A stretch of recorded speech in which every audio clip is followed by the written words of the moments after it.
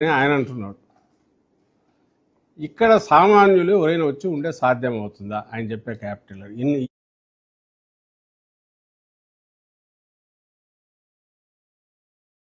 అంటున్నారు. అన్ని జోన్లు కలిపితే అది 8,000 స్క్వేర్ కిలోమీటర్లు ఎంతో పైన అవుతుంది. ఇప్పుడు జగన్మోహన్ రెడ్డి గారు అంటున్నది కూడా అదే ఉంది. అయితే చంద్రబాబు నాయుడు గారు చెప్తున్న దాంట్లో ఆయన ఎక్కడైతే ఇప్పుడు రాజధాని కోర్ క్యాపిటల్ అంటున్నాడో క్రక్స్ వచ్చి దానికి సంబంధించి ఆయన చెప్పిన దగ్గర, చంద్రబాబు నాయుడు గారు చెప్తున్న దగ్గర అయితే ఇంకా 30-40 ఏళ్ళైనా కన్స్ట్రక్షనే పూర్తి కాదు. ఒకవేళ కన్స్ట్రక్షన్ పూర్తయినా అక్కడ జనం ఉండే నివాసయోగ్యమైతే ఉండదు. దానికి ప్రాక్టికల్ ఉదాహరణగానే రాయపూర్ లాంటివి చూపించాం. నయా రాయపూర్ ఇప్పటికి 20 ఏళ్ళు అయింది. ఐ థింక్ వీడియో మొన్న వేసి చూపించాను. ఇప్పుడు కూడా స్ట్రక్చర్స్ ఉన్నాయి, రోడ్లు ఉన్నాయి, మనుషులు అయితే లేరు. అక్కడే ఎక్కడైతే 4-5 వేల కోట్ల పెట్టుబడితో, అలాగే ల్యాండ్ రేట్లు కూడా కొంచెం ఇంత లేకుండా మెట్టగా ఉండి నివాసయోగ్యంగా ఉన్న దగ్గరే ఎవరూ లేరు. 20 కిలోమీటర్లు అవుతారు రాయపూర్ ఉంటే అక్కడ ఉండి తిరుగుతున్నారు. ఇక్కడ చంద్రబాబు గారి లెక్కల ప్రకారమే గజం 60,000 అని ఆయన అంటున్నాడు. ఇక్కడ సామాన్యులు ఎవరైనా వచ్చి ఉండే సాధ్యం అవుతుందా ఆయన చెప్పే క్యాపిటల్ ఈవెన్ అయిపోయిందని కన్స్ట్రక్షన్ అయిపోయిన 20 ఏళ్ల తర్వాత అయినా 20-30 ఏళ్ల తర్వాత 20-30 ఏళ్లకి ఎందుకు కన్స్ట్రక్షన్? ఆయన లెక్కల ప్రకారమే ఇన్ఫ్రాస్ట్రక్చర్ డెవలప్మెంట్ కోసమే 2 లక్షల కోట్లు కావాలా? ఆయన లెక్కల ప్రకారమే ఇప్పుడు టేకప్ చేసిన బిల్డింగులు అవి ఓన్లీ గవర్నమెంట్ ఉద్యోగులు ఉండడానికి, దాన్ని ఏమంటారు, పని చేయడానికి పనికొచ్చే బిల్డింగులు. వాటి కాస్టే ఒక్కొక్కటి చదరపాడు 14,000తో ఖర్చుతో 1 కోటి సెప్టే కడుతున్నట్టున్నాడు. హైకోర్టు, అసెంబ్లీ, సచివాలయం తీసుకుంటే ఇంకా అంతకుమించి ఏం కట్టట్లా. దాని తర్వాత ఆయన కడుతున్నది ఎమ్మెల్యేలు ఉండడానికి, మినిస్టర్లకు ఉన్నాయేమో నాకు తెలియదు, మినిస్టర్ల కోసం రాజ్భవన్ అండ్ హ్యాపీనెస్ట్ అని ఏదో ప్లాన్ చేశాడు. అది ఎవడు వచ్చినట్లే ముందుకు, ఆ రేటుకి ఎవడు కొనడానికి ఇప్పుడు కూడా రారు, ముందు ఫ్యూచర్లో కూడా రాకపోవచ్చు. ఇవి కాక రాజధాని రైతులకు ఇచ్చిన రిటర్నబుల్ ప్లాట్లు, ఆ ప్లాట్లు ఈయన డెవలప్ చేసి పూర్తి కావాలంటే ఈ ట్రంక్ రోడ్లు ఇవన్నీ పూర్తి తప్ప అది కాదు. అది పూర్తి కాంది, అవి నివాసయోగ్యం కాదు. చంద్రబాబు నాయుడు గారు పెట్టిన ఆశ, ఏ రైతులు అయితే బాగా వాల్యుబుల్ ల్యాండ్స్ తీసుకున్నాడో వాళ్ళకు గిట్టుబాటు కావాలంటే ఆయన చెప్పిన రేటు ప్రకారం 60,000, 70,000, 1,00,000 గజం పోతే తప్ప వాళ్ళకి గిట్టుబాటు కాదు. అసలు అక్కడి నుంచి ఏ సౌకర్యాలు లేని, అక్కడ ఎలాంటి ఫెసిలిటీసు ఏమంటాం వీటికి సపోర్టింగ్ సిస్టమ్స్ లేని, పిల్లల చదువులకు కావచ్చు, వేరే రకంగా కావచ్చు, ఛాయిస్ లేకుండా ఉండే చోట అంతంత పెట్టి డబ్బులు పెట్టి జూబ్లీ హిల్స్ రేట్లతోనో, బంజారా హిల్స్ రేట్లతోనో, లేదా ఇంకో దగ్గర ఎక్కడో కాస్ట్ రేట్లతోనో ఎందుకు జనం రావాలనేది ఎవరికి అర్థం కావట్లేదు. సో ఓటు నువ్వు కట్టడానికి 20-30 ఏళ్ళు పడుతుంది. ఎందుకంటే 2 లక్షల కోట్లు ఇన్ఫ్రాస్ట్రక్చర్కే నువ్వు అంటున్నావు. అండ్ ఇప్పటికి 12 ఏళ్ళు అయిపోయింది. అండ్ రెండవది, ఒకవేళ అంత డెవలప్ చేసినా అక్కడ ఎవరు ఉండే అవకాశం ఎందుకు ఉండదంటే నువ్వు చెప్పే లెక్కల ప్రకారమే ఆ కాస్ట్ మనుషులు ఎవరు భరించలేంది, ఉండలేంది, ఎందుకు ఉండాలనో అర్థం కాంది. మూడవది, అసలు అక్కడ ఎవరు వచ్చి ఏమీ లేకుండా 20-30 ఏళ్ళ వరకు ఈ 2 లక్షల కోట్లు ఇన్ఫ్రాస్ట్రక్చర్కే పెడితే ఇంకా ఎన్ని లక్షల కోట్లు నువ్వు ఇంట్రెస్ట్లు కట్టాలా, ఎన్ని లక్షల కోట్లు మిగిలిన సపోర్టింగ్ సిస్టమ్స్ డెవలప్ కావడానికి కావాలా? వాళ్ళు అక్కడికి రానంత వరకు అక్కడ అది ఒక live city, living area, habitat ఎట్లా అవుతుంది? ఇవి క్వశ్చన్. వేరేయాజ్ జగన్మోహన్ రెడ్డి గారు చెప్తున్నది సేమ్ ప్రాంతమే, కానీ జగన్మోహన్ రెడ్డి గారు చెప్తున్న దాంట్లో ఇందులో ఏ 10% ఖర్చుతోనో క్యాపిటల్ యాక్టివేట్ కావడమే కాకుండా రాజధాని ఇవి ఇప్పటికే పూర్తిగా జనావాసాలు అయినందువల్ల, ఆల్రెడీ కనెక్టివిటీ పూర్తి ఉన్నందువల్ల బయటి ప్రపంచంతో సంబంధాలకు విమానాశ్రయం రూపంలో కావచ్చు, రైళ్ల రూపంలో కావచ్చు, లేదా ఇప్పుడు పోర్టు రూపంలో కావచ్చు, ప్రపంచంతో ఇప్పటికే పూర్తి కనెక్టివిటీ ఉన్నందువల్ల, బిజినెస్ హబ్స్గా ఇప్పటికే డెవలప్ అయినందువల్ల కేవలం ఒక 10% ఖర్చుతో, అది కూడా ఒకేసారి కాకుండా దఫాలు పెట్టుకున్నా కూడా ఒక ఇమ్మీడియట్ గర్వంగా చెప్పుకోదగ్గ క్యాపిటల్ రావడమే కాకుండా అది ఎకానమీని బూస్ట్ చేసే ఒక గ్రోత్ ఇంజన్గా కూడా అవుతుంది. ఇది రెండిటి మధ్య తేడా. ఈ రెండిటి మధ్య తేడా చూడకుండా నేను అదే అన్నా నువ్వు అదే అన్నావంటే నువ్వు పెట్టేదేమో ఎక్కడ పెడుతున్నావు, ఈయన సజెస్ట్ చేస్తున్న జగన్మోహన్ రెడ్డి గారు ఎక్కడ, నువ్వు పెట్టే ఖర్చు ఎంత, ఈయన చెప్తున్న దాని ఖర్చు ఎంత, నువ్వు అంటే నేను చంద్రబాబు గారు చెప్పే ఆ ఖర్చు ఎక్కడి నుంచి దానికి ఆ డబ్బు వస్తుంది, దాన్ని తీర్చే విధానం ఏంది.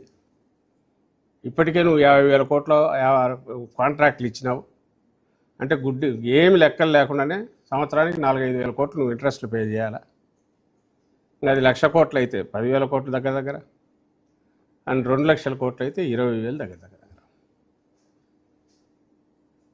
ఇంకా నేను చిన్న ఓట్ల నీళ్ళు ఎత్తిపోయడానికి నువ్వు చేసే ఏర్పాట్లకు 3-4 వేల కోట్లు, లేదా ఎత్తిపోయడానికి అయ్యే ఖర్చులో, లేదా స్కై స్క్రాపర్ బిల్డింగులు చంద్రబాబు నాయుడు గారు ఊహిస్తున్నవి కట్టి అక్కడ మోడరన్ సెక్యూరిటీ సిస్టమ్స్తో హై స్పీడ్ లిఫ్ట్లు పెట్టి దానికి అక్కడ ఉద్యోగులందరూ మైండ్ సెట్లు మారి సెక్రటేరియట్లో 39వ ఫ్లోర్లో పోయి పనిచేసి మళ్ళీ కిందికి దిగి, లేదా ఏదన్నా అనుకొని ఇవి జరిగితే ఏ రకంగా బయటికి రావాలని వాటికి డ్రిల్లు చేసుకొని మన ఉద్యోగులు ఎవరైతే ఉన్నారో, లేదా అసెంబ్లీలో అయితే శాసనసభ్యులు, లేదా హైకోర్టుకు పోతే అది ఎన్ని ఫ్లోర్లు కడుతున్నారో తెలియదు, ఎందుకంటే అన్ని రహస్యం. ఇంకా వాళ్ళ ఆ పని వర్క్ కల్చర్కు ఆ దీనికి ట్యూన్ కావడం అవి, లేదా అవి మెయింటెనెన్స్ కాస్ట్లు. మనం 5 స్టార్ హోటల్లోనూ హై రైజ్ టవర్స్లో చూస్తుంటాం, మొత్తం క్లోజ్డ్, పైకి పోతే విండో అన్నీ తెరిచి పెడితే వాడు కొట్టుకొని పోతాడు ఆ గాలికి. అక్కడ అంతా అది అవుట్ ఆఫ్ నోవేర్, అది ఏం చుట్టూ ఏమీ కూడా లేవు. బాగా మాన్సూన్స్ సీజన్లో గాలి కొడితే ఎట్లా అవుతుంది, టోటల్ గ్లాస్ క్లోజ్డ్ ఉండాలి. ఇప్పటికే కంపులు కొడుతుంటాయి సెక్రటేరియట్ లేకపోతే టోటల్ బాక్స్. మరి అవన్నీ వాటి ఇవి రాకుండా చేయడానికో ఇవన్నీ ఖర్చులు ఎంత అవుతాయి వాటి జోలికి పోట్ల. ఇవి లెక్కలు వేసుకుంటూ పోతే ఎంత, వీటన్నిటికీ తెలిసి అక్కడ ఉన్నట్టుండి చంద్రబాబు నాయుడు గారికి దాని ఏమన్నా చంద్రమండలం మీద రాకెట్ దించాలా, నేను అమెరికాతో పోటీ పడాలని అనిపించవచ్చు, దానికి ఒక 50,000 కోట్లతో నేను ఏదో బిల్డ్ చేసి పంపిస్తాను అనొచ్చు. కానీ అది ప్రాక్టికలా? ఇంకా రాని క్యాపిటల్ గురించి నువ్వు భ్రమను ఎన్నాళ్ళు పెడతావు? దాన్ని అమరావతి కాదు బ్రహ్మరావతి అందామంటే మళ్ళీ దానికి తిట్లు, అట్లా అంటావా అంటారు. మరి అది కాక ఏం చేస్తున్నాడు ఆయన? పోనీ ఇంకోటి అడుగుతాం, ఆయన ఒక పెద్ద వ్యాపారవేత్త, ఆ విధంగా బిజినెస్ చేయాలని మనకు చెప్తుంటాడు, ఆ రకంగా ముందుకు పోతున్నాం అంటాడు. ఈ మధ్య ఆయన శ్రీమతి ఆమె కూడా అన్నట్టున్నారు, 4 కోట్లతో మొదలుపెట్టి 4,000 కోట్లకు ఈరోజు ఇది. ఆయన హెరిటేజ్ అంత సక్సెస్ఫుల్గా నడుపుతున్నాను ఆయనే చెప్పుకుంటున్నారు, హెరిటేజ్ కంపెనీ. ఇట్లే ప్లాన్ చేస్తారా? వస్తున్న ఆదాయం ఖర్చులు చూసుకొని మిగులులోంచి ఎంత ఇలాంటి వాటి మీద పెడతాడు, లేదా కంపెనీ నెట్వర్క్ అంతా మొత్తం దాన్ని బయట లోన్లన్నీ తెచ్చి ఓ 2,000 కోట్లు తెచ్చి ఓ హైరైజ్ బిల్డింగ్ కట్టేసి దాంట్లో కూర్చుంటాడా? నువ్వు అక్కడ తీసుకుంటున్న జాగ్రత్త, పైసా ప్రతి రూపాయి పెట్టిన దానికి ఓ పావలా ఎట్లా లాభం రావాలని నువ్వు చూస్తూ కంపెనీలో, ఇక్కడ నిన్ను ధర్మకర్తగానో దీనికి ఒక కేర్ టేకర్గా ట్రస్టీగా రాష్ట్రానికి జనం ఎన్నుకుంటే నువ్వు విచ్చలవిడిగా ఎవడొప్ప సొమ్మున్నట్టు వస్తే ఎంత వస్తే తీసుకుందాం, ఈ పక్క కట్టేస్తాం, నేను అది కట్టడం ఎన్నాళ్ళు పడితే నాకెందుకు, ఓ బ్రహ్మాండమైంది కడితే మీరు అడ్డం పడతారా? ఇలా అడ్డం పడడం అంటే మీరు రాష్ట్ర ద్రోహము, దేశద్రోహము, ప్రజాద్రోహం అని ఎదురు తిట్టి ఇవన్నీ చేయడం ఏం కరెక్టు? మొత్తం ఇష్యూలో ఇప్పుడు జగన్మోహన్ రెడ్డి గారు రైజ్ చేసిన పాయింట్స్ మీరు ఒక భ్రమలో పెట్టాలని, అమరావతి గురించి ఒక చట్టబద్ధత తెస్తున్నాము ఇంకోటి అని భ్రమలో పెడితే సందర్భంలో కాంటెక్స్లో నువ్వు ఫిక్స్ చేస్తున్నావు, ఫిక్స్ చేయడం ద్వారా ఫ్యూచర్ భావితరాలకు ఇట్లా అన్యాయం చేస్తున్నావు, దాని బదులు ఇదిగో ఇది ఆల్టర్నేటివ్ ఉంది, గతంలో ఇది ఈ ఖర్చు భరించలేమని ఇది అనుకున్నాము, మేము ప్రపోజల్ తీసుకొచ్చాము, ఈరోజు అది పరిస్థితి లేదు ఎందుకంటే నువ్వు మళ్ళీ వచ్చావు కాబట్టి ఇదిగో ఇదేనా చేయబ్బా అని 6 నెలల క్రితం చెప్పాడు ఆయన జగన్మోహన్ రెడ్డి గారు, ఇప్పుడు చెప్పారు. ఇందులో ఇప్పుడు డిస్కషన్ పాయింట్ వచ్చి చంద్రబాబు నాయుడు ఆన్సర్ ఇవ్వాలంటే ఏమి ఇవ్వాలా? జగన్మోహన్ రెడ్డి గారు ఇదిగో మీరు చెప్పింది తప్పు, ఇంత ఖర్చు అవసరం లేదు, ఇదిగో 5,000 కోట్లతో పూర్తి అవుతుంది, లేదా ఇప్పుడు నేను పెట్టిందే ఫైనల్, ఇదిగో దీని నుంచి ఇదిగో రిటర్న్ ఇట్లా వస్తుంది, నేను సెల్ఫ్ సస్టైనబుల్ సిటీ అంటే సెల్ఫ్ రిలయంట్గా ఉందంటే ఆదాయం ఇక్కడ నుంచి వస్తుంది, ఇదిగో ఇప్పుడు నుంచి ఇప్పటికే ఇంత వచ్చింది. ఎక్కడ అంటున్నావు? మొన్న ఆయన ఆన్సర్ చేసిన ప్రయత్నంలోనే అది డొల్లా అని ఆయనంతటా ఆయనే ఒప్పుకున్నాడు, ఇప్పట్లో ఏది రాదు అని. ఏమన్నాడు? ల్యాండ్స్ ఇప్పుడే అమ్మితే రేట్లు ఎక్కడ వస్తాయని. మరి ఎప్పుడు అమ్మితే వస్తాయి? ఎప్పుడు అమ్మితే వస్తాయంటే ఆయన మాటలలోనే పూర్తి డెవలప్ అయ్యి అంతా ఇదైపోయి బిల్డింగులన్నీ కట్టి యాక్టివిటీ మొదలై కొత్త ప్రాజెక్టులు వచ్చి అవన్నీ పూర్తి అయిన తర్వాత అప్పుడు ల్యాండ్ అమ్మితే 4 రూపాయలు వస్తాయి ఇదంటే. మరి అంతవరకు నీ ఇంట్రెస్ట్ లేదు 100, నువ్వు రూపాయికి పెడితే రూపాయికి 2 రూపాయలు అప్పటికే ఇంట్రెస్ట్లు అయితే అది ఎట్లా రికవర్ చేస్తావు? లేదు చెప్పట్లా. ఇంకో మాట ఏమన్నాడు? ఖర్చు ఇప్పుడు మనం పెట్టే ఖర్చులో ట్యాక్సులు వస్తాయి అన్నాడు. ట్యాక్సులు అది కూడా ఎగ్జామ్షన్ ఇచ్చారు, అది అందరికీ తెలిసిందే. లాస్ట్ టైం కూడా నేను మాట్లాడేటప్పుడు చెప్పాను. జిఎస్టీలు ఆల్ ట్యాక్సెస్ ఎగ్జామ్షన్ ఇచ్చినారు, పవర్ ట్యాక్స్లో రిబేట్ ఇచ్చినా అవన్నీ నువ్వు అక్కడే ఎగ్జామ్షన్ ఇచ్చినా అంటే నువ్వు పెట్టే ఖర్చు పెట్టి బిల్డింగులు కట్టేదానికి ఏదైతే ఉందో అది ప్రైవేట్ వ్యక్తులు కట్టుకుంటే దాంట్లో నీకు వచ్చేది ఏదో ఆదాయం వస్తుంది గవర్నమెంట్ రూపాయి ఖర్చు పెట్టేసినాక అది కూడా ఆ రూపాయి మీద ఏమీ రాదు, అందులో నుంచి ట్యాక్సుల రూపంలో వచ్చే 15 పైసలు నాకు లాభం అంటే, లేదా అది దీనికి సస్టైనెన్స్కి ఉపయోగపడుతుంది, అది ఆదాయం అంటే ఎవరి చెవులో పూలు పెట్టడానికి అది అట్లా మాట్లాడతారు.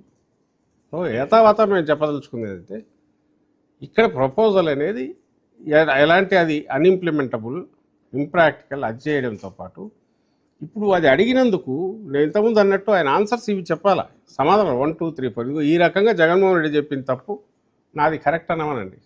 దానికి మేము ఆన్సర్ ఇవ్వలేకపోతే మా నాయకుడు ఇవ్వలేకపోతే పొరపాటు. ప్రజలు అబ్జర్వ్ చేస్తున్నారు, చూస్తుంటారు.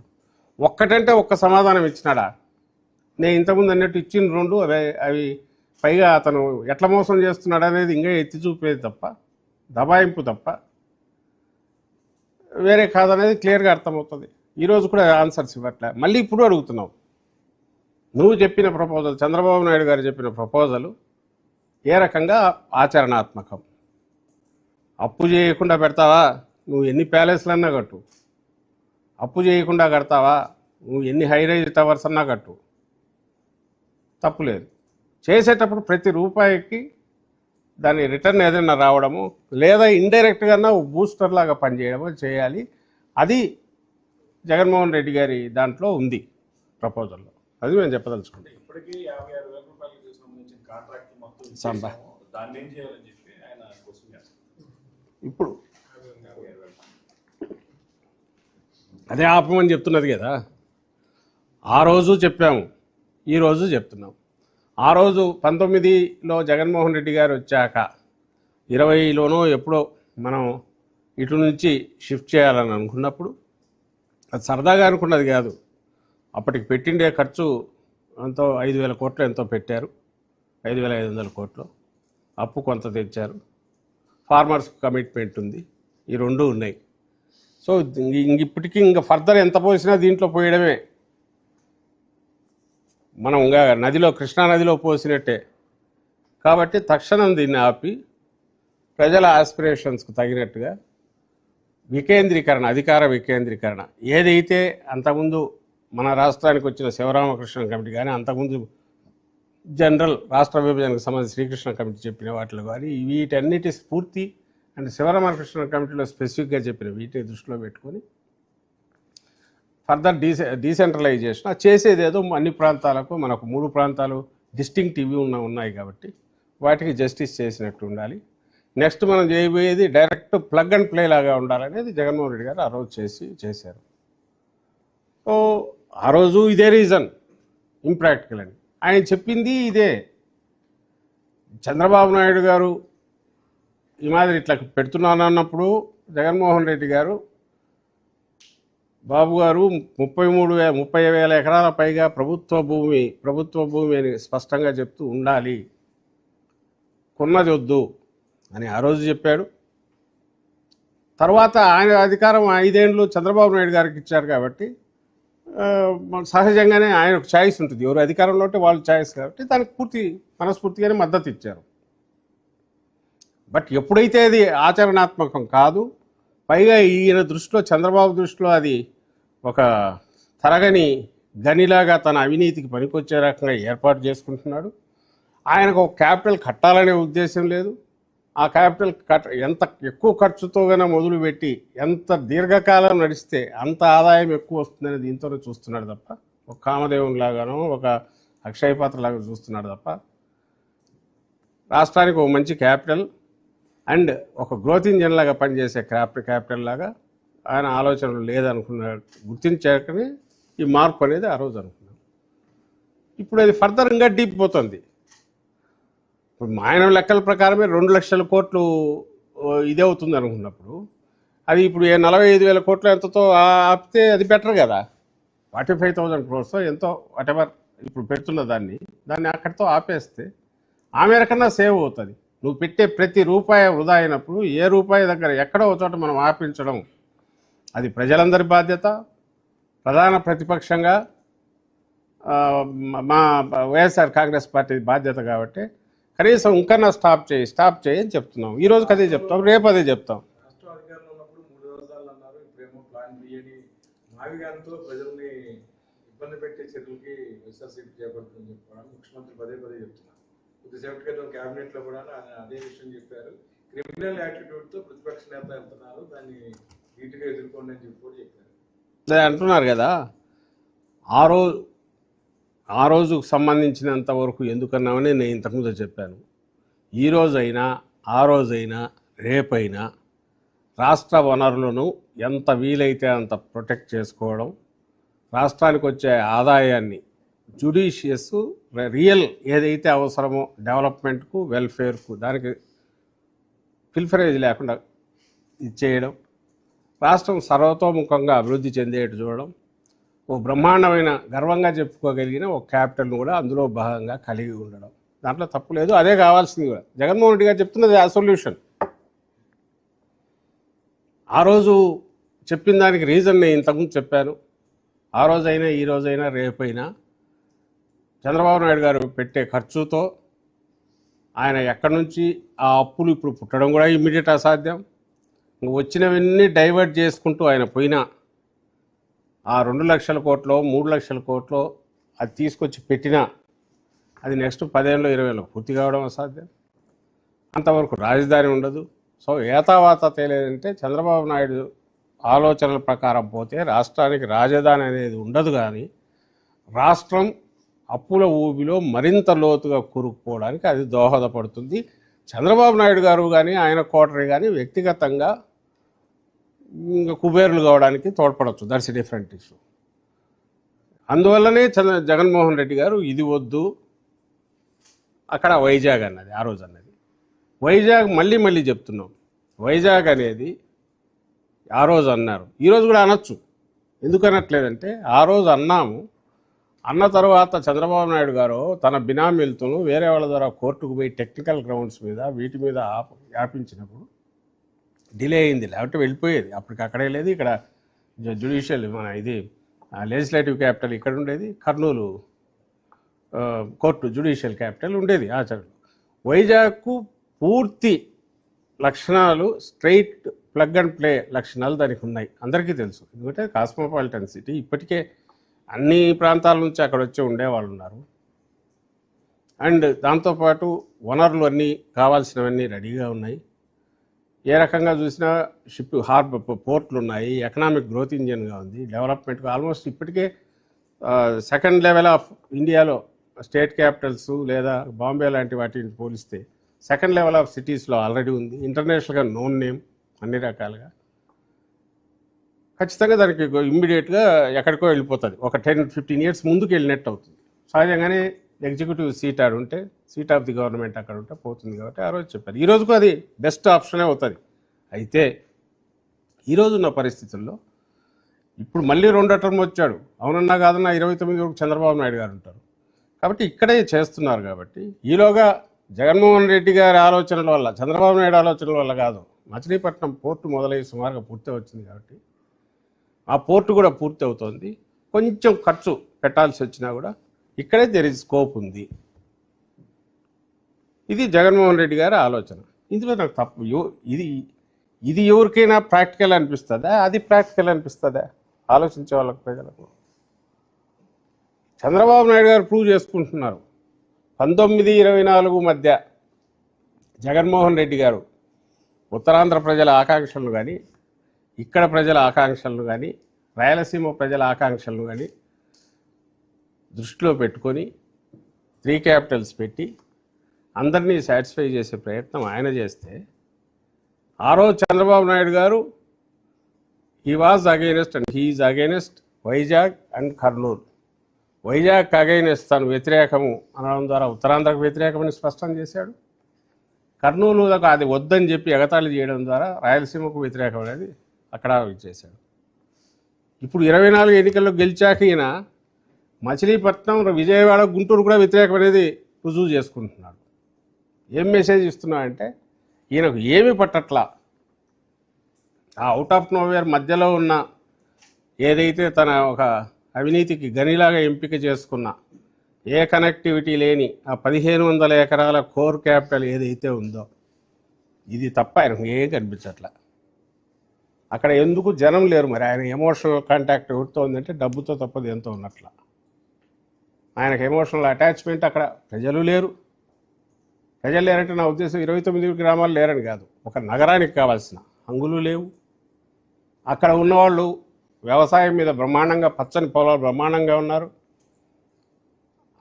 ఆంధ్రప్రదేశ్కు దాని ఏమంటాం ధాన్యాగారంలాగా ఉన్న బెల్ట్, గ్రీన్ బెల్ట్లో బ్రహ్మాండమైన దీంట్లో రైతులు ఉన్న వాళ్ళది అది లాగేసి వాళ్ళని ఈరోజు గాలిలో త్రిశంకు స్వర్గంలో పడేసి గాలిలో పడేసి అక్కడ ఈ భావోద్వేగాలు క్రియేట్ చేసిన కృత్రిమ భావోద్వేగాలను స్టేట్ అంతా వ్యాపింపజేసి అసలు అమరావతిని అంటారా అని ఎవడైనా ఆశ్చర్యపోయేటట్టుగా రుద్ది తలంలో రుద్ది ఒక భ్రాంతి క్రియేట్ చేసి ఆయన ఈ గేమ్ ఆడుతున్నాడు. ఇందులో తను నేను ఇంతకుముందు అన్నట్టు అటు వైజాగ్ ఆయనకు పడదు, కర్నూలు పడదు, ఇప్పుడు విజయవాడ పడదు, గుంటూరు పడదు, మచిలీపట్నం పడదు. ఏవి ఆయనకు పడవనేది ఆయన ప్రూవ్ చేసుకుంటారు.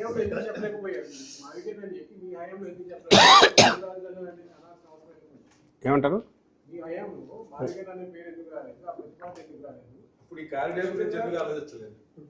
ఏదే మా హయాంలోనా? మా హయాంలో కారిడార్ గురించి ఎందుకు అదే చెప్తున్నా కదా. వైజాగ్ ఆప్షన్ అనేది మనం ఈ స్టేట్లో అది ఒకటి ఉంది అనుకుంటే, వైజాగ్ అనేది కూడా పార్ట్ ఆఫ్ ఏపీ అనుకుంటే, వైజాగ్కు మించిన సిటీ ఏదన్నా ఉందా? మనకున్న అన్ని రకాలుగా ఫస్ట్ నెంబర్ 1లో వచ్చే సిటీ ఏదన్నా చెప్పుకోగలిగిందంటే వేరే ఏమన్నా ఉందా? పోనీ ఈరోజు చంద్రబాబు నాయుడు గారు ఏమన్నా వేరే ఉందని చెప్పగలుగుతున్నాడా? ఆయన తెస్తున్న పెద్ద పెద్ద సాఫ్ట్వేర్ కావచ్చు, ఇంకోటి కావచ్చు, ఎక్కడిస్తున్నాడు? 99% ల్యాండ్ ఎక్కడిస్తున్నాడు? ఎందుకు ఇక్కడి పట్ల వాళ్ళు ఎందుకు ఇక్కడ రావట్లే? మరి రివర్ ఒడ్డునుంది, మరి ఎందుకు రావట్లే ఇక్కడికి? వాళ్ళు ఎందుకు అక్కడ అడుగుతున్నారు? చంద్రబాబు నాయుడు గారు ఎందుకు అక్కడ వైజాగ్ ఇస్తున్నాడు? ఆయన అదే చెప్తున్నాడు. జగన్మోహన్ రెడ్డి గారు దానికి ఇంకొక శోభనిద్దాము, అక్కడే గవర్నమెంట్ సీట్ని పెడదామని దీని అనుకున్నాడు. ఎవరైనా ధైర్యంగా వైజాగ్ అనేది మనకు సరిపోదు, రాజధాని పక్కకు దోసేయండి, అంతకంటే బెటర్ సిటీ మనకున్న వీటిలో ఉందని ఎవరైనా చెప్పగలరా? ఐ డోంట్ థింక్ ఎవరైనా చెప్పగలరా అయితే నేను అనుకోను. ఇక్కడ విజయవాడలో, మచిలీపట్నంలో, గుంటూరులో, అమరావతిలో అడిగినా కూడా ఎస్ వైజాగే ఫస్ట్ ప్రిఫరెన్స్. బయట వాళ్ళని ఎవరు అడిగినా బిజినెస్ వాళ్ళు ఎక్కడికి వస్తారంటే అక్కడికి వస్తారు. ఎందుకంటే ఆల్రెడీ డెవలప్ అయింది, ఇన్ఫ్రాస్ట్రక్చర్ డెవలప్ అయింది, ఆ ఎన్విరాన్మెంట్ వచ్చింది, రకరకాల నేషనల్ ఏజెన్సీస్ అన్ని ఆల్రెడీ ఉన్నాయి, స్టీల్ ప్లాంట్ ఉండొచ్చు, లేదా నేవీ ప్రెజెన్స్ ఉంది, హిందుస్థాన్ పెట్రోలియం ఇవన్నీ ఉన్నాయి, హెచ్పిసిఎల్ ఏవి ఉన్నాయి, అన్ని మొత్తం కాస్మోపాలిటన్ రియల్ ఇది మనకు ఏపీకి ఉండేది అది ఉంది. అందువల్ల చంద్రబాబు గారు అసలు మావిగన్ అనే పేరు పలకడమే నాకు ఇష్టం లేదని మొన్న మాట్లాడారు. నిన్న మళ్ళీ మాట్లాడితే జగన్ గారు చెప్పిన మావిగన్ సిఆర్డీఏలో ఉందన్నారు. ఎందుకు ఈ కొద్ది రోజుల వ్యవధిలోనే చంద్రబాబు? ఎందుకంటే తగిలింది, తగలాల్సిన చోట తగిలింది. మళ్ళీ issue it is not the question of మావిగన్. నేను లాస్ట్ టైం కూడా చెప్పాను, జగన్మోహన్ రెడ్డి గారు గతంలో మాట్లాడినప్పుడు సేమ్ ప్రపోజలే పెట్టాడు.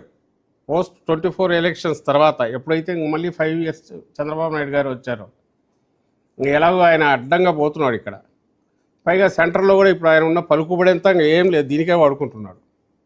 ఎట్లా దీనికి పట్టుకొని రావాలని నిజంగా ఆ పలుకుబడి వాడుకుంటే ఆ గ్రాంట్ తీసుకొచ్చిండాలా? సెంటర్ నుంచి 30,000 కోట్లు 40,000 కోట్లు గ్రాంట్ తెచ్చి కట్టాడు అనుకోండి, జగన్మోహన్ రెడ్డి గారికి అభ్యంతరం ఏముంది? ఎందుకు వద్దంటాం? వైఎస్ఆర్ కాంగ్రెస్ పార్టీ వాళ్ళు ఎందుకు అభ్యంతరం చెప్తాం? నువ్వు అది తీసుకురాకపోగా అప్పులు పుట్టించడమే పెద్ద నీకు ఫేవర్ చేసినట్టు వాళ్ళకి థ్యాంక్స్ చెప్పి ఆ అప్పులు హై ఇంట్రెస్ట్ అప్పులు తీసుకొచ్చేసి వాటితో ఇక్కడ కట్టేసి ఇది చేస్తున్నాడు. ఇది పాయింట్అవుట్ చేస్తూ జగన్మోహన్ రెడ్డి గారు 24 పోస్ట్ 24 ఎలక్షన్స్ ఇప్పటికి 2 సార్లు 3 సార్లు దీని గురించి ప్రస్తావించారు. పార్టీ నాయకులు మేము కూడా ప్రస్తావించాం, అయ్యా వద్దు అక్కడ దాని బదులు ఇటు వచ్చేసి కనీసం మిగులుతుంది అని. విన్నాడా? వినలా. ఇప్పుడు ఎందుకు ఇది వచ్చింది అంటే జగన్మోహన్ రెడ్డి గారు ఇప్పుడు దానికి ఒక మాట ఖాయం చేసి ఎప్పుడైతే పిలుపిచ్చారో దానికి ఒక షేప్ వచ్చినట్టు అయింది. సో దాన్ని అంతవరకే చూడాలి, అంతకుమించి చూడాల్సిన అవసరం లేదు. ఇప్పుడు అది ఏ పేరు పెట్టినా నిజంగా ఆయన చేతిలో ఉండేది, ఎందుకంటే అధికారంలో ఆయన ఉన్నాడు. ఇంకో 3 ఏళ్ళు అది నెక్స్ట్ ఇది 29 వరకు, నెక్స్ట్ ఎలక్షన్లు ఎప్పుడు వస్తే అప్పుడు అంతవరకు ఆయనే ఉంటాడు. So it is his call. ఈ పేరు అన్నందువల్లనే ఈరోజు ఉలిక్కిపడ్డారు. ఆ పేరులో ఒక హేతు పద్ధతి ఉంది. దాంతోపాటు ఏంటిది అనగానే జగన్మోహన్ రెడ్డి గారు చెప్పిన ప్రపోజల్ అందరికి గుర్తొస్తుంది. అవును కదా, బాగానే కరెక్టే చెప్తున్నాడు కదా అని ప్రజలు అనుకుంటున్నారు. ఇందులో ఏం అసంబద్ధత ఉంది? కరెక్ట్గానే ఉంది కదా, నీ దాంట్లో అసంబద్ధత ఉంది కదా అని చంద్రబాబు నాయుడుని అడగడం మొదలుపెట్టారు. దానికంటే ముఖ్యంగా నా ఉద్దేశంలో ఈ కృత్రిమంగా చంద్రబాబు నాయుడు బిల్ చేస్తూ వచ్చిన ఈ అమరావతికి వ్యతిరేకంగా ఏదన్నా మాట్లాడితే అది ఏ విషయమైనా సరే వ్యతిరేకం ఇన్ ది సెన్స్ ఆడ ఖర్చు గురించి కానీ అవినీతి గురించి కానీ ఏదన్నా కూడా వీళ్ళు రాజధానికి వ్యతిరేకమైన ముద్ర కృత్రిమంగా వేసి కొడుతున్న దాన్ని ఫస్ట్ బ్రేక్ చేసింది. ఎప్పుడైతే అది బ్రేక్ చేసిందో ఆయన క్రియేట్ చేసిన కృత్రిమ దీన్ని ఎఫెక్ట్ను డిస్కషన్ బాగా జరుగుతుంది. నిజంగా చెప్తున్నా, మేము మాట్లాడాలన్నా కూడా ఇదే అనిపించేది. ఇలా గతంలో దీనికి అప్పుడు ఆ రోజు అంత సెన్సిబుల్ సజెషన్ జగన్మోహన్ రెడ్డి గారు ఇచ్చి 3 క్యాపిటల్స్ రూపంలో అందరినీ సాటిస్ఫై చేసేది. అలాంటి దాన్ని ఇచ్చి ఉల్టా రివర్స్ దానికోసం అని చెప్పి నానా రకాల బూతులతో నానా రకాలుగా తిట్టించుకొని క్యారెక్టర్ అసాసినేషన్ చేయించుకొని ఇదే అయ్యాక ఒక రకమైన హెజిటేషన్ ఉంటుంది. అది ఎందుకు లేకపోతే మనకెందుకు ఏదో ఇంతగా చెప్పే ఎలాగో అధికారంలో లేదు కావాలి. ఇప్పుడు దానికి ఆ డిస్కషన్కి స్కోప్ వచ్చింది. We are happy now, openly discuss చేయగలుగుతున్నాము, మేము కూడా ఇంత గట్టిగా చెప్పగలుగుతున్నాం, మీరు అడగగలుగుతున్నారు, బయట వాళ్ళు ప్రజలు కూడా దీని గురించి డిస్కస్ చేస్తున్నారు. ఇదే మంచిది కదా, ఎందుకు దుబారా అంటున్నారు. అది ఎక్కువ దానికి ట్రాక్షన్ వస్తుంది కాబట్టి, అది నిజం గమనించారు కాబట్టి, ఏది మన ప్రజలందరూ చంద్రబాబు దాంట్లో తీరులో ఉండే మోసాన్ని గమనించారు కాబట్టి వాళ్ళు ఓపెన్గా మాట్లాడుతున్నారు కాబట్టి ఆయనకు అదురు పుట్టింది, ఆయనకు ఆయన పక్కన ఉండే వాళ్లకు అదురు పుట్టింది. అది 4 రోజుల్లో మీరు గమనిస్తే కనపడుతుంది. అడ్డంగా పైత్యం పూనకం వచ్చినట్టు తిట్లు కానీ, వాళ్ళకి నోటికొచ్చిన బూతులు మాట్లాడడం కానీ, వాళ్ళకున్న టక్కుటమారా విద్యలని ప్రదర్శించడం కానీ, లేదా సన్నాయి పక్కన వాయిద్యాలు వాళ్ళందరినీ రెచ్చగొట్టి జగన్మోహన్ రెడ్డి గారిని వైఎస్ఆర్సీపీ నాయకులను తిట్టడం కానీ, తిట్టించడం కానీ, కేసులు పెట్టడం కానీ ఎందుకు ఉలిక్కిపడాలా? నిజంగా మేమన్న దాంట్లో సరైన ఇది లేకపోతే ఉలిక్కిపడడం ఎందుకు? ఎందుకు వాళ్ళు ఇది కావాలి వదిలేది ఇగ్నోర్ చేయొచ్చుగా. ఇది రీజన్.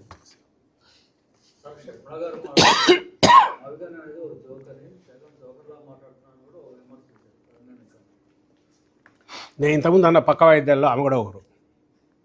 ఎప్పుడు కావాలంటే ఏ టైంలో కావాలంటే చంద్రబాబు నాయుడు గారు ఆ టైంలో వస్తారు. నువ్వు నీగానే చిత్రం. మరి ఆయనేమో ఎన్డీఏ పార్ట్నరు, ఏమేమో అలా కొట్లాడుతున్నామంటున్నా కాంగ్రెస్ వాళ్ళకు ఇండియా కూటమిలో దాన్ని ప్రధానంగా లీడ్ చేస్తున్న కాంగ్రెస్ పార్టీకి ఇక్కడ స్టేట్ అధ్యక్షురాలంట. మరి విచిత్రం ఏందో అర్థం కాదు. మరి అది ఆయన వీళ్ళ ఎన్డీఏ కూటమిలో ఇక్కడ ఉండి ఆయన చెప్పినట్టు ఇక్కడే కాదు ఆ పక్క స్టేట్లో అయినా ఎట్లా నడుస్తుంది. ఇక్కడైతే ఎప్పుడు అటు బెక్కని కావాలంట, ఎప్పుడు కావాలంటే అప్పుడు ఆ గంట కొట్టిన టక్కున అవసరమైనప్పుడు వస్తారు. నేను అనుకున్నా 3 రోజులు అయింది ఇంకా రాలేదా అని. నిన్న మాట్లాడాను. ఏం చేయగలం ఎంత మేము ఎంత తక్కువ మాట్లాడుకుంటే అంత బెటర్ ఆమె గురించి.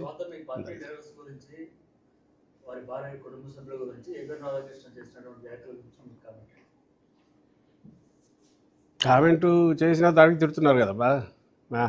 అంటే ఇప్పుడు మాకు అర్థం కాదు ఏంటంటే, మొన్న మా నాయకుడు ఏబిఎన్ ఛానల్ దగ్గర హైదరాబాద్కు వెళ్ళిన వాళ్ళల్లో ప్రధానమైన కంపోజిషన్ నాకు తెలిసి 30-40 మంది, అందులో 7-8 మంది మాజీ మంత్రులు, ఇప్పుడు శాసనసభ్యులు, ఇప్పుడు ఎమ్మెల్సీలు, సీనియర్ నాయకులు, ఇంకొంతమంది కార్యకర్తలు, అభిమానులు, జగన్మోహన్ రెడ్డి గారి అభిమానులు ఉండొచ్చు. కానీ ప్రధానమైన కంపోజిషన్ అయితే వీళ్ళు. అసలు బహుశా చెప్పుకోదగ్గ అంటే ధర్మాగ్రహాన్ని వ్యక్తం చేయడం, ఒక నిరసన అత్యంత శాంతియుతంగా చేయడం, ఏది అంత లీడర్లుగా ఉండి ఒక్కొక్కరు దశాబ్దాల తరబడి సీనియర్ మంత్రులు ఉన్నారు, అందులో చాలా సీనియర్లు, విశ్వరూప్ లాంటి వాళ్ళు ఉన్నారు, అంతకుముందు ఇదిగా చేశారు. రామసుబ్బారెడ్డి గారు ఎమ్మెల్సీ గారు అప్పుడు టీడీపీ హయాంలోనే అప్పుడు మినిస్టర్గా చేశారు. తర్వాత సీనియర్ ఎమ్మెల్సీ అలాంటి వాళ్ళు ఉన్నారు. గడికోట శ్రీకాంత్ రెడ్డి ఉన్నారు. ఇంకా ఉమెన్ లీడర్స్ లక్ష్మీపార్వతి గారు, ఇట్లాంటి అందరు సీనియర్ లీడర్లు ఉన్నారు. చాలామంది పేర్లు ఇంకా చెప్తూ పోతే చాలామంది వస్తారు. ఆదిమూలం సురేష్ ఉన్నాడు, సీనియర్ ఎమ్మెల్యేగా ఇంతకుముందు, ఎమ్మెల్సీలు పెద్ద ఎత్తున పోయినారు. అంత పెద్ద ఎత్తున నాయకత్వం, ఒక పార్టీ నాయకత్వం వెళ్ళి ఒక మీడియా హౌస్ దగ్గర ప్రొటెస్ట్ చేయడము rarest of the rare things. Democratic పద్ధతిలో శాంతియుతంగా నిరసన తెలియజేయడం, అలాగే చిన్నపాటి ఇది లేకుండా అక్కడ ఉపన్యాసాలు ఇచ్చి స్లోగన్స్ ఇచ్చేసి ఒక అరగంట గంట పాటు, ఎందుకంటే ప్రపంచానికి తెలియాలి ఏమన్నాడు ఈ వ్యక్తి అనేది తెలియాలి కాబట్టి నిరసన తెలియజేయడము ఫస్ట్ టైం నాకు తెలిసి ఇంత ఇంత ఇంత శాంతియుతంగా. ఎక్కడ ఆవేశము ఎక్కువ దీనికి పోలేదు. ఆవేశం వచ్చింది, ఇంట్లో భార్యలను వాళ్ళను తీసుకెళ్ళి ఏమంటారు, జగన్మోహన్ రెడ్డి చెప్తే పిల్లలను భార్యలను చెల్లెళ్ళగా కన్సిడర్ చేసి పెళ్ళిళ్ళు కూడా చేస్తారంటే అది నథింగ్ బట్ ఇంకా క్రూడ్గా చెప్పాలంటే తారుస్తారనే భాషలో మాట్లాడిన ఆ వ్యక్తి పైగా అతను గుర్తించినాడనేది కూడా తెలుస్తోంది. ఎందుకంటే వచ్చిన తర్వాత మార్నింగ్ లేచేసరికి పేపర్లో కనరాలేదు, న్యూస్ పేపర్లో మళ్ళీ దాన్ని తీసేశాడు. అంటే బహుశా తను కూడా నేను ఎక్కువ పోయానని గుర్తించినట్టున్నాడు. ఆలస్యమైంది, అప్పటికి వచ్చేసింది అది బయటికి, నా ఛానల్లో వచ్చేసింది. మరి దానికి నిరసన తెలియజేయాలన్నా వద్దా? దాని మీద ఇంకా ఆశ్చర్యకరమైన విషయం, అతనికంటే అతని స్టైల్ అట్లే ఉంటుంది. అంటే వీళ్ళది టెర్రరిస్ట్ లాంటి మీడియాలో టెర్రరిస్ట్ గ్రూప్ బ్యాచ్ అది. టార్గెటెడ్గా కొట్టాలంటే వాళ్ళు ఇంకా ఏ రకంగా పోతారనేది అక్కడే నేర్చుకోవాలి. అది అందరి చేత కాదు. దానికంటే వింత గొలిపే విషయం, చంద్రబాబు నాయుడు గారు, పవన్ కళ్యాణ్ గారు, వాళ్ళ చంద్రబాబు నాయుడు గారి కొడుకు లోకేష్, వాళ్ళు ఒక్కొక్కరు ఐ థింక్ ఒక ఆర్టికల్ రాసినట్టున్నారు ట్వీట్ల రూపంలో, వ్యాసాలే. వాళ్ళు అసలు ఎంత దాడి దుర్మార్గం ఫస్ట్ది, ఆశ్చర్యం. దీని దాడి అంటారేమో, ఎట్లా అంటారో నాకు తెలియదు. అందరూ చూసినారు, మీరు మీడియాతో సహా చూశారు. ఎవరి మీద దాడి చేశారు, ఎవరిని కొట్టారు, అదే అంతా అద్దాల ఇదే. ఎక్కడైనా ఏమన్నా రాయబడిందా, ఇంకోటి అయిందా? వేయలేదుగా. అయినా సరే దాడి అన్నారు. ఇంకా దుర్మార్గం అన్నారు, నోటికి వచ్చినట్టు తిట్టారు. ఆయన పవన్ కళ్యాణ్ గతంలో ఎప్పుడో నాకు గుర్తు, వాళ్ళ అమ్మని ఏమన్నారో నాకు తెలియదు, కానీ ఒక 3-4 రోజులు శోకాలు పెట్టి ఆయన పెట్టిండేది అదే అందరికి గుర్తే ఉండే ఉంటాయి. మరి ఈరోజు ఆయనకు పత్రికా స్వేచ్ఛ ఇవన్నీ ఎట్లా గుర్తొచ్చినాయో అర్థం కాలే. పోనీ ఇది పత్రికా స్వేచ్ఛ అంటాడో అది తెలియట్లా, ఎట్లా స్వేచ్ఛ అంటాడో. ఇలాంటి క్రూడ్ కామెంటు రాధాకృష్ణ ఆయనకే ఇది ఏదో రేపు దీనివల్ల ఇదవుతుందని పేపర్లో ప్రింట్ కాకుండా చూసుకున్న కామెంట్. మరి సిగ్గు లేకుండా ఎట్లా దాన్ని రేపు సపోర్ట్ చేస్తారు, ఏ రకంగా అతను చేస్తాడో అర్థం కావట్లా. దాడి అంటే ఎట్లుంటుందంటే, మాకు సంబంధం లేని ఒక న్యూట్రల్ అతను సాక్షి ఛానల్లో డిస్కస్ చేస్తా మాట్లాడిన దానికి సాక్షి మీద ఆఫీసుల మీద పడినారు కదా, అది దాడి. ఒక ఆఫీస్ దగ్గర తగలబెట్టినట్టున్నారు ఎక్కడో ఒక చోట. నాకు ఏలూరు సాక్షి ఆఫీసు, ఏలూరు సాక్షి ఆఫీస్ తగలబెట్టారు. మిగిలిన చోట్ల ఇక్కడ ఆటోనగర్ నాకు అన్ని వీడియోలు చూస్తే భయం వేస్తుంటాయి. ఆ లేడీస్ వాళ్ళు వచ్చి గేట్లతో తోసేసి పగలగొట్టి బోర్డులన్నీ కిందేసి తొక్కి, అది దాడి. మరి నాకు అర్థం కావట్లేదు. అదేమో ప్రజాస్వామ్య పరిరక్షణ, ఇదేమో పత్రికా స్వేచ్ఛ పరిరక్షణ. ఇక్కడ ఇదంట ఈరోజు వీళ్ళు చేసేది. ఇది చాలదని మళ్ళీ ఆయన హితవు మరుసటి రోజు పవన్ కళ్యాణ్ ఏమనుకుంటున్నాడు, ఎవరో చెప్పినట్టున్నాడు, ఆయన మరీ మనం ఎక్కువ పోయినట్టున్నాం అంటే ప్రజాస్వామ్యంలో ఖండించవచ్చు, నిరసన తెలియజేయచ్చు కాబట్టి, కానీ అది పీస్ఫుల్గా ఉండాలా అన్నాడు. మరి పీస్ఫుల్ అంతగా పీస్ఫుల్ అంటే ఏ రకంగా పీస్ఫుల్గా ఉంటుందో నాకు తెలియట్లా. అది కూడా ఆయనే చెప్తే బాగుంటుంది. అంటే ఒకవేళ మహా అంటే మాట్లాడకుండా మూతి గుడ్డ కట్టుకొని నిలబడాలి ఎక్కడో చోట. మాట్లాడకపోతే ఎడ తెలుస్తుంది ప్రపంచానికి ఎందుకు వచ్చినారో. అదే అక్కడ చేసింది, అంతకుమించి ఏం చేయలే. అయినా సరే అడ్డంగా మాట్లాడదు. ఒక్కటే ధైర్యం ఏదంటే వాళ్ళ ప్రాపగాండా వేషం. వాళ్ళు ఏదంటే అది కొట్టాలంటే కొట్టాలి, ఆ రోజు దడ రోజంతా కొడతారు. ఇప్పుడు 3 రోజుల నుంచి అదే అంటున్నారు. 3 రోజుల నుంచి వరుస పెట్టి మామూలు కొడుతున్నారా?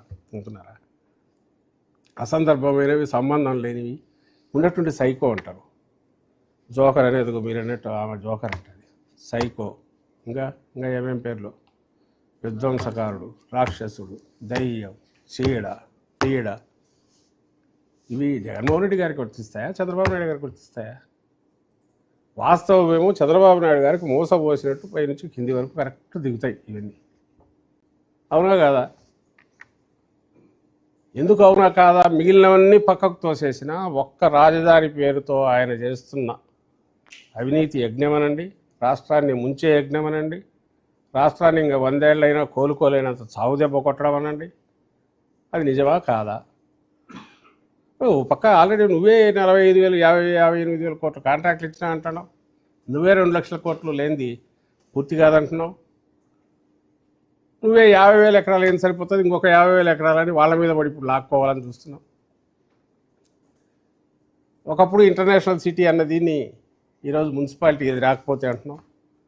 ఈరోజు ఎక్కడో చూశాను నేను, ఒక్కొక్కటి 2,000 ఎకరాలు, 5,000 ఎకరాలు, స్పోర్ట్స్ ఒకటి, కల్చరల్ ఒకటి, ఎయిర్పోర్ట్, ఇది రైల్వే స్టేషన్ 1,500 ఎకరాలు. ఊరికి పిల్లలు కదా పేపర్ మీద గీస్తారు కదా, పెద్ద పెద్ద గీతలు గీసి, ఇదిగో ఇది ఇక్కడ ఇది అనుకుంటే ఎట్లుంటుందో అట్లా గీస్తారు. గీసి దీనికోసం వరల్డ్ బ్యాంకు, ఏడీబీ అన్ని దగ్గర నుంచి 1,000 కోట్ల లోన్ లాగుతారు. అది తెచ్చేసి టెండర్లు పిలుస్తున్నాడు. దేనికి పిలుస్తున్నాడో తెలియట్లా. ఆ రేటు ఒక్కొక్కటి ₹1, 100 రూపాయలు పెట్టి రేట్లు పెట్టి పిలుస్తున్నాడు. అది కూడా ట్రాన్స్పరెన్సీ లేదు. ఇవి కాక చిన్నవి అయితే ఆశ్చర్యం వస్తుంది మీకు. నిన్న అదే మీరు మీడియా వాళ్ళు మీరు చూసింటారు, ఆ కరకట్ట మీద 10 అడుగులకు ఒకటి ఆల్రెడీ పోల్స్ ఉన్నాయి, లైట్లు ఉన్నాయి. ఇప్పుడు మళ్ళీ మధ్యలో 5 అడుగుల కోటి ఇంకోటి పెట్టారు కొత్తవి. ఏమంటే ఇవి స్ట్రైట్ ఉన్నవి, ముందున్నవి జగన్మోహన్ రెడ్డి గారు పెట్టిన, ఈయన కొంచెం ఇట్లా వంచినారు వరుసగా. అందులో కొన్ని వెలగట్ల, కొన్ని వెలుగుతున్నాయి. దానికి 5 కోట్లు, 5.5 కోట్లు కాంట్రాక్ట్. ఇది కాకపోతుంటే మీడియన్ మీద చెట్లకు మీకు కనపడుతుంటుంది పెద్ద పెద్ద రోడ్లు. డస్ట్ కొట్టడానికి మళ్ళీ ఏదో స్పీడ్ ఇవి పెట్టేసి జట్లు పెట్టి కొడుతున్నారు. ఖచ్చితంగా అదొక కాంట్రాక్టు.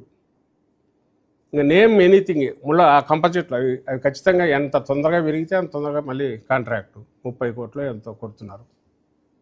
10 కోట్లు, 20 కోట్లు పోతుంటాయి. అవి లెక్క కూడా పెడతాడు. ఇదే ఏదో గడార్లు గాలికి పోతుంటే ఏకులు మాగతుంది. ఈ చిన్న చిన్న ఎవడు పడుచుకుంటాడు. పెద్ద పెద్ద వాటికే లెక్క తేలకుంటే అడుగు 14,000 రూపాయలు ఇచ్చి చేసిన దానికే లెక్క ఎవడు చెప్పట్లే, మీకేం చెప్పేది అంటున్నారు. ఇంక ఈ చిన్నవి ఎవడు పడుచుకుంటాడు. ఇవన్నీ నామినేషన్ బేసిస్ చిన్న నోటీసులు ఎక్కడో వస్తుంటాయి, చిన్న పత్రికల్లో అక్కడ ఇక్కడ కొట్టేసుకుంటున్నారు. సిఆర్డీఏ మున్సిపల్ అడ్మినిస్ట్రేషన్ బిల్డింగ్లో తెచ్చిపెట్టారంట. ఇప్పుడు కూడా వచ్చిందో లేదో మీరే చెక్ చేయాలి మీడియా వాళ్ళు. 3-4 రోజులుగా కరెంట్ లేదు, నీళ్లు లేవన్నారు. పోయి ఎవరన్నా చూస్తే మీకే తెలుస్తాయి. అంటే గొంగట్లో కూర్చొని ఏడ వెతుకుతాను లేని అందరూ వదిలేసినట్టున్నారు. పోనీ అక్కడ పోయి చూడాలని ఎవరు రానివ్వరు అంటాను నేను కూడా. ఎవరైనా కెమెరా ఎత్తుకుపోయినా కూడా వెంటబడి కొడతారు. రాజధానికి వ్యతిరేకంగా వచ్చినాడని కొడతారు అంతే. సో ఇది అక్కడ జరుగుతుంది. సార్, వైఎస్ మరణంపై నిన్న మంత్రి అచ్చెన్నాయుడు కామెంట్ చేశాడు. అలాగే తండ్రి శవాలను పక్కన పెట్టి సంతకాలు సేకరణ చేశాడు. ఎవరినైనా చంపడానికి అధికార పదవి కోసం నేను అచ్చెన్నాయుడు. నేను ఇంతకుముందు అన్న దాంట్లో వాళ్ళది ఎంత 3 రోజులుగా ఈ కృత్రిమంగా సడన్గా దీన్ని పైకి తీసుకురావడం కూడా అది ఖచ్చితంగా చెప్పేది ఏంటంటే జగన్మోహన్ రెడ్డి గారు ఏదైతే ప్రపోజ్ చేశారో అది జనంలోకి బాగా పోయింది, తట్టుకోలేక చేస్తున్నారనేది తెలుస్తుంది. ఆయన ఏదైతే రాజశేఖర రెడ్డి గారి మరణం అని దీని గురించి రైజ్ చేశాడు, అది దాని గురించి ఇప్పుడు డిస్కషన్ ఎందుకు వస్తుంది? ఒకవేళ అనుమానాలు ఏమైనా ఉంటే ఎవరి మీద ఉన్నాయి? ఆ రోజే జగన్మోహన్ రెడ్డి గారు రాశారు, అప్పుడున్న సెంట్రల్లో ఉన్న కాంగ్రెస్కి రాశాడు. అక్కడ ఉన్న దానికి సెంట్రల్ గవర్నమెంట్ కంట్రోల్లో ఉన్న వాటి గురించి క్వశ్చన్ చేస్తూ అప్పుడే రాశారు. బ్లాక్ బాక్స్ ఎట్లా ఒకటి తెప్పించండి అని అడిగారు.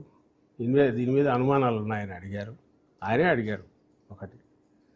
సెకండ్, వీళ్ళకి ఎప్పుడు క్యారెక్టర్ అసాసినేషన్ ఈ ఒక వీళ్ళు క్రియేట్ చేసిన ఒక రూపం, జగన్మోహన్ రెడ్డి గారి రూపం ఏదో తయారు చేసి పెట్టుకున్నదాన్ని, దాన్ని పెట్టుకొని అదేదో చేతబడిలో బొమ్మకు కదా గుచ్చినట్టు గుచ్చుతా అంటారు. ఇంకా వాళ్ళకి తెలిసిన ఈ శాపాలు ఏవైతే ఉన్నాయో, వివేకానంద రెడ్డి మర్డరు, వివేకానంద రెడ్డి గారి మర్డరు, రాజశేఖర రెడ్డి గారి మరణం, ఇది అప్పుడప్పుడు పైకి తెస్తా అంటారు. ఇంకా ఇది కాక ఏదైనా ఇట్లాంటివి ఉన్నాయంటే వాటికి సంబంధించి ఇవే కేవలం వాళ్ళే ఒక ఫిక్టీషియస్ క్యారెక్టర్ ఏది క్రియేట్ చేశారో దీన్ని బయటికి తీసుకురావడం, అదే చూపించడం, కొట్టడం. సో నిన్న అతను మాట్లాడిన దాని కామెంట్ చేయడం కూడా అనవసరం. వాళ్ళు ఎవరో మా జిల్లా వాళ్ళు అక్కడ పార్టీ వాళ్ళే అన్నారు, మీ అన్న సంగతి నువ్వు ఉన్నావంట అది ముందు చూసుకోమని. That's a different issue. అతను ఈ డజంట్ డిజర్వ్ అది అనడానికి కూడా, దాన్ని మేము అనడం కూడా అనవసరం. ఆ స్థాయికి పోవాల్సిన అవసరం లేదు. రాజశేఖర రెడ్డి గారి దీనికి సంబంధించి నిజంగా నీకు ఏదైనా ఒక ఇష్యూ ఉంటే, ఆ డెత్ మీద నీకు అంత ఎక్కడలేని కంపాషన్, ప్రేమ ఉంటే ఆ రోజు నుంచి దాని మీద పోయి ఉండాలి. ఆయన్నే దాన్ని ఏమంటాం, దీని కింద కేసు ఆయన మీద కూడా, చనిపోయిన ఆయన మీద కూడా కేసు పెట్టినా ఈ పార్టీ టీడీపీ కాంగ్రెస్ కలిసి ఆ రోజు కలిసి పెట్టాయి. వాళ్ళు ఈరోజు ఉన్నట్టుండలేండి దాన్ని బయటికి తీస్తారు. షణ్ముఖమ్మ మీద ప్రేమ చూపిస్తారు. ఆమెకు తెలియదు వీళ్ళేదో నిజంగా ఇది అనుకుంటుంది, కానీ ఆమె వాడుకుంటున్నారని ఆమెకు తెలుసో తెలియదు కానీ తెలిసి కూడా ఆమె ఆ స్టేజ్కి వచ్చిందేమో. ముందు అన్నిటికంటే జగన్మోహన్ రెడ్డి గారి నీ రాజకీయంగా అంతం చేయడమే లక్ష్యంగా పెట్టుకుంది, వేరే ఉన్నట్లేదు కానీ. But at the same time వాళ్ళకైతే ఎలాంటిది లేదు. ఆమె జగన్మోహన్ రెడ్డి గారిని తిరిగితేనే వాళ్ళు నెత్తిన పెట్టుకుంటారు, ఆ పేపర్లో వేస్తారు. చంద్రబాబు నాయుడు తీస్తే మళ్ళీ వేరు, అది ఆమెకు తెలుసు. That's different issue. సో ఎక్కడ ఏ అవసరమైనా, నేను ఇంతకుముందు అన్నట్టు జగన్మోహన్ రెడ్డి గారి వ్యక్తిత్వ హననం ఎట్లా, లేదా ఆయన చుట్టూ వాళ్ళు ఉండే వాళ్ళని ఏ రకంగా కొట్టాలా, ఆ కొట్టడం ద్వారా ఇష్యూ నుంచి డైవర్ట్ చేయాలా.